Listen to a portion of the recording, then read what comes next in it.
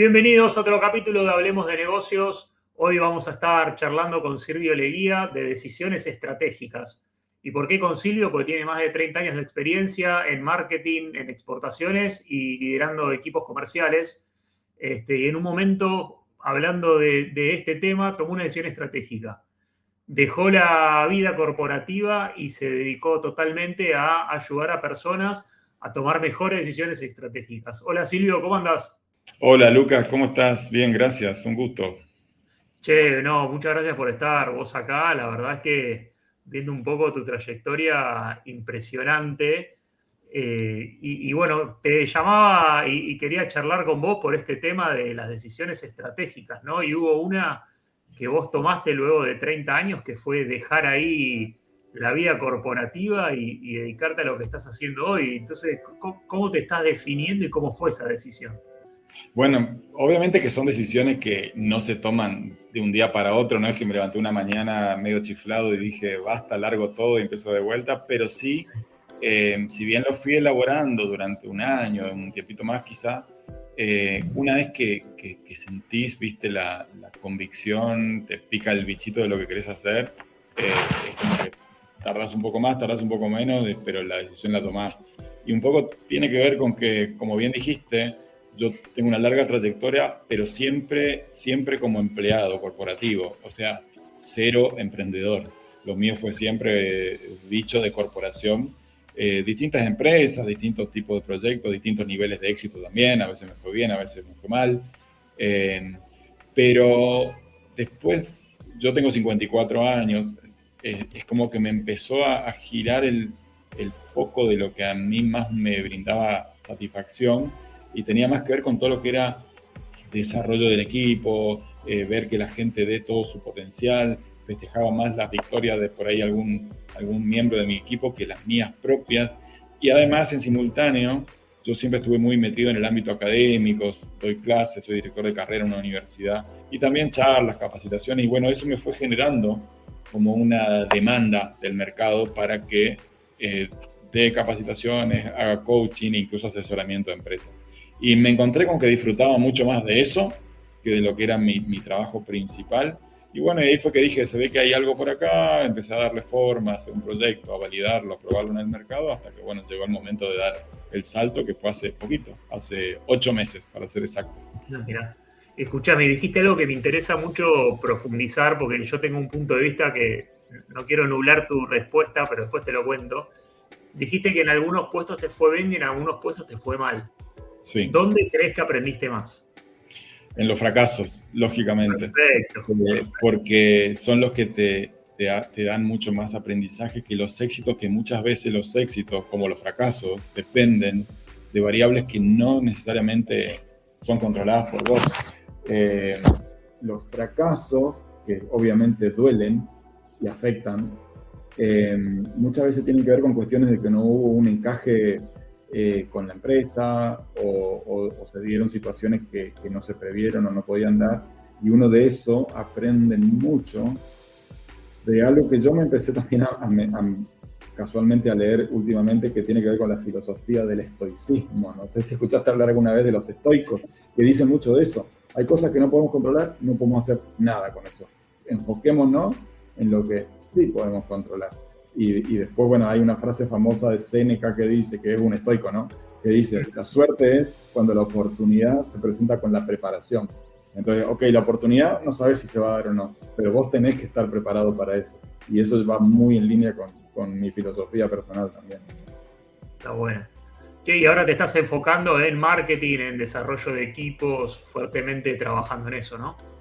Sí, era bueno, es mi profesión y es prácticamente lo que siempre me dediqué. La clave fue armar un equipo, o sea, encontrar gente que se sumara a un proyecto y que se enamorara de ese proyecto igual que yo y que a la vez tuvieran algo que sumar y que nos complementemos. Suena simple, pero es dificilísimo armar un Sí. equipo. Armar un equipo comprometido, un equipo que funcione, un equipo que se entienda. Bueno, eso lo encontré por suerte rapidísimo, que fue un poco también un resultado de tener por ahí una trayectoria más o menos firme y conocida y y eso hizo que mucha gente se sienta atraída por la posibilidad de formar parte de algo que se pudiera al mismo tiempo pudieran aprender y entender un poco cómo funcionan cuestiones. Mi equipo es muy joven, es gente generalmente joven, pero que me complementan bien porque son los que manejan por ahí cuestiones, herramientas mucho más avanzadas, tecnológicas, actuales, y lo mío pasa más por la parte más estratégica, de conocimiento de diferentes situaciones, de haber vivido diferentes situaciones. Entonces se dio ese complemento ideal.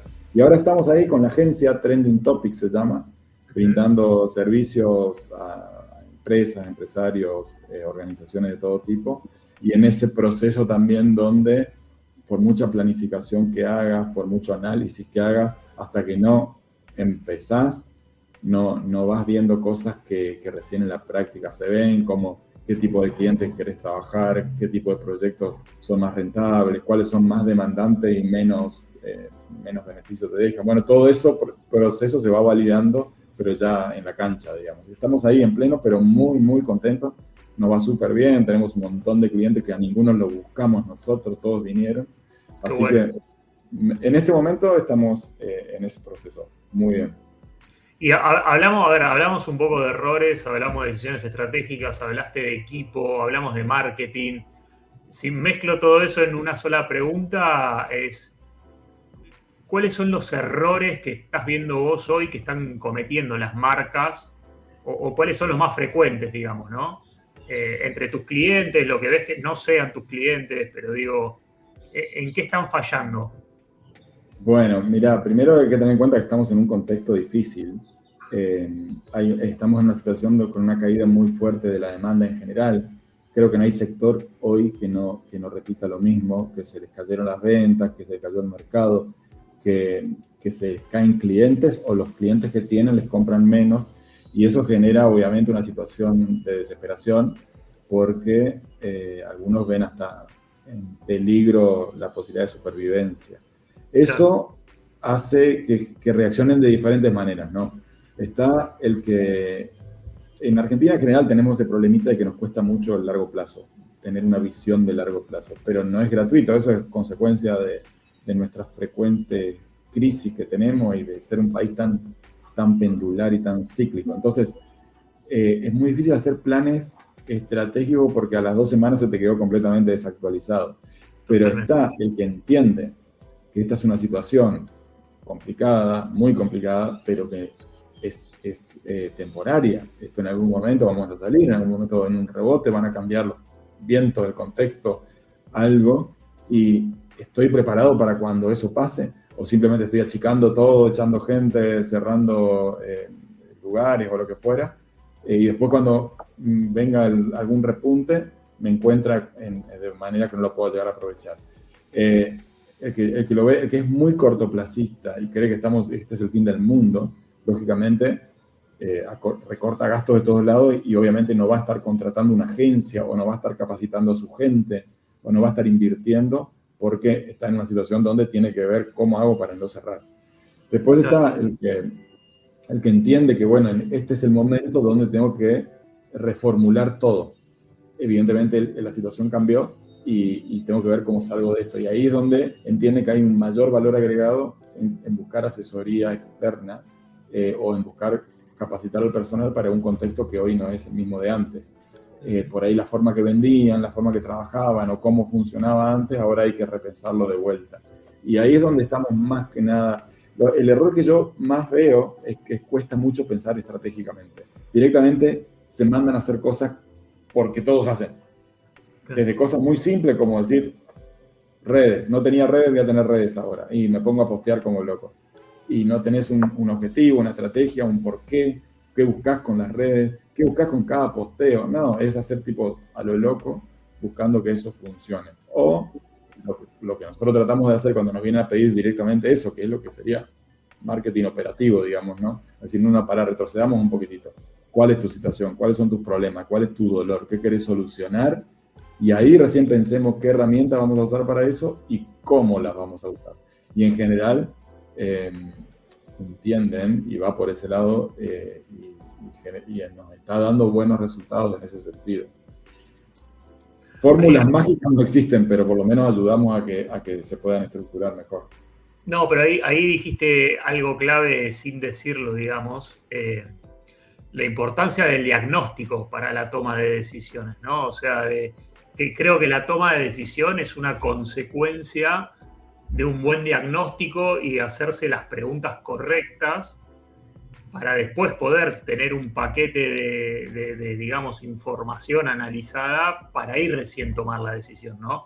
Esto que decías vos de, che, no lances una red porque sí, ¿para qué la queremos? ¿Cómo la queremos? ¿Qué está haciendo la competencia? El diagnóstico es fundamental. El tema es que el error que solemos cometer todos, ¿no? Es de que nos cuesta ampliar el foco, mirar el panorama completo y hacer esos análisis que uno los hace una vez, por ejemplo, cuando está empezando un proyecto y después se olvida y ya se mete en la vorágine del día a día y deja de mirar si el mercado está cambiando, si el cliente está migrando hacia otro lado, si hay nuevos segmentos de clientes, si hay productos que no estás viendo venir. Que eso requiere hacer un análisis de diagnóstico. Lo que pasa es que uno nunca lo ve como prioritario a eso, porque significa sacarle foco al día a día y tomarse un espacio para pensar de vuelta todo un montón de cosas que ya hace rato que no nos volvimos a preguntar. Solamente eso, que muchas veces la respuesta la tienen los propios clientes, pero no se toman el trabajo de sentarse a analizarlo, es donde generalmente marcamos de entrada una diferencia, que es tener claridad sobre dónde estamos y dónde están nuestros problemas para poder trabajar desde ahí. Ahora, hay una frase que te escucho mucho decir, que es: antes de hablarle al mercado hay que escucharlo. Se me viene a la cabeza mucho el ejemplo de Kodak, ¿viste? Es famoso que a Kodak le ofrecieron hacer las cámaras digitales y Kodak no quiso. Sí, es un caso emblemático porque todos lo usamos de ejemplo siempre. Es terrible. Pero bueno, estaba Blockbuster, hay un montón, digamos, que han pasado por ahí. Y digo, ¿cuánto en esto de escuchar al mercado también juega el ego, ¿no? Y esto de, si me está yendo bien ahora, ¿para qué voy a cambiar? Y la resistencia al cambio. Entonces, no sé si es que es la resistencia al cambio, es un tema de ego, es un tema de que estás tanto metido en el día a día que no podés frenar la pelota para escuchar el mercado. No sé, me interesa un poco tu punto de vista de todo esto. Sí, mira, el caso de Kodak y el caso de Blockbuster, que reconozco que lo he usado también siempre, pero también es cierto que hay que, primero, que a todos nos sirve hablar de fracasos, decir lo que había que haber hecho, criticar al que tomó la decisión equivocada, y si son de grandes marcas reconocidas, mejor, porque causan como más impacto en la audiencia, ¿no? Pero yo digo, si nosotros nos pudiéramos retroceder en el tiempo y ser nosotros los responsables de Kodak en aquel momento, con la información que teníamos disponible en ese momento, con la situación de mercado que estaba ahí, ¿hubiésemos decidido otra cosa o hubiésemos hecho lo mismo? Yo entonces a veces trato de llevarlos a situaciones, ponerle, que están pasando ahora y que no sabemos cuál va a ser el resultado después. Ponerle cuando Elon Musk cambia el nombre de Twitter por X. ¿Fue una genialidad o fue una torpeza? Y no sabemos porque es como demasiado pronto todavía, ¿no? Ahora, dentro de 5 años, cuando digamos que veamos, ponerle que X tuvo que retroceder a Twitter, volver a hacer otra cosa, y todos nos llenemos la boca diciendo lo mal que analizó la situación Elon Musk. Sí, pero ahora ¿quién lo dice? Nadie lo dice, ¿viste? Porque uno tiene que tomar decisiones de una manera con información limitada, con recursos escasos y con generalmente la variable tiempo que te está acuciando. Entonces no podemos ser tan hostiles con personas que tomaron decisiones desde lo que ellos entendían que tenía que ser. Pero la realidad es que cuanto más información tengamos y cuanto más analicemos la información y podamos, sobre todo, procesarla, porque hoy estamos en una etapa donde sobra fuente de información y sobra información, pero el desafío pasa por interpretarla correctamente, sobre todo interpretarla correctamente con criterio, que cada vez se está volviendo más escaso encima. Ese es el desafío hoy, pues la mayoría de las respuestas también pareciera que son intuitivas, pero en realidad con una base muy fuerte de análisis previo. Y por ahí no quiero sonar como un viejo amargado, ¿no? Pero hoy la inteligencia artificial nos está dando un montón de cosas buenas, sería una tontería negarlo, nos está permitiendo ser mucho más eficientes que antes, nos está permitiendo multiplicar nuestra capacidad de desarrollar cosas que antes sería imposible, pero ya ni siquiera nos molestamos en, voy a tratar de pensarlo yo primero y después en todo caso preguntar sobre cómo darle forma o redondear o concluir. Directamente ya hasta para contestar un WhatsApp, vamos y le decimos, che, ¿qué le contesto? Y ni siquiera pienso eso. Y eso hace que se nos vayan atrofiando algunas cuestiones. Yo que soy de la vieja escuela, por ahí, como ya viví los dos mundos, no tengo tanto, no me angustio tanto por mí, sí por las generaciones nuevas que por ahí en algún momento el diferencial va a pasar por ver quién piensa con capacidad crítica, con una visión honesta y humana, y quién directamente no piensa y actúa automáticamente. Eso va a ser paradójicamente el diferencial del futuro, ¿no? La parte humana. Claro. Bueno, ahí sabés que mientras estabas hablando se me vino a la cabeza el ejemplo del lanzamiento del iPhone 1, que lo estaban presentando y claro, en un momento en la presentación dice, estos teléfonos son el pasado y muestra un BlackBerry. El BlackBerry era un teléfono para por ahí los más jóvenes que tenía el teclado abajo y la pantalla Sí. era muy...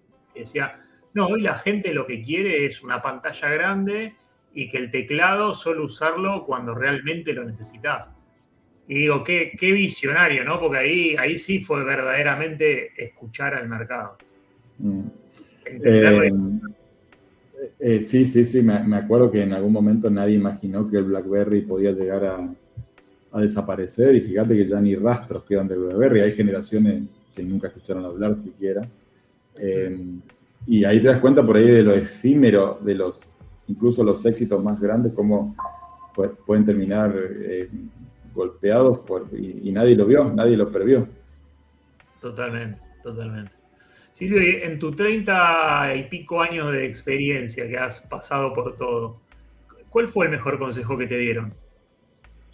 Mira, muchos, pero hay uno que siempre trato de recordar, que me decían que nunca tome decisiones basadas en el dinero. O sea, yo las veces que acepté un cambio de puesto, por ejemplo, o de empresa, solamente por el sueldo, no voy a ser tan ingenuo de decir que eso no importa, porque el sueldo te soluciona muchas cosas.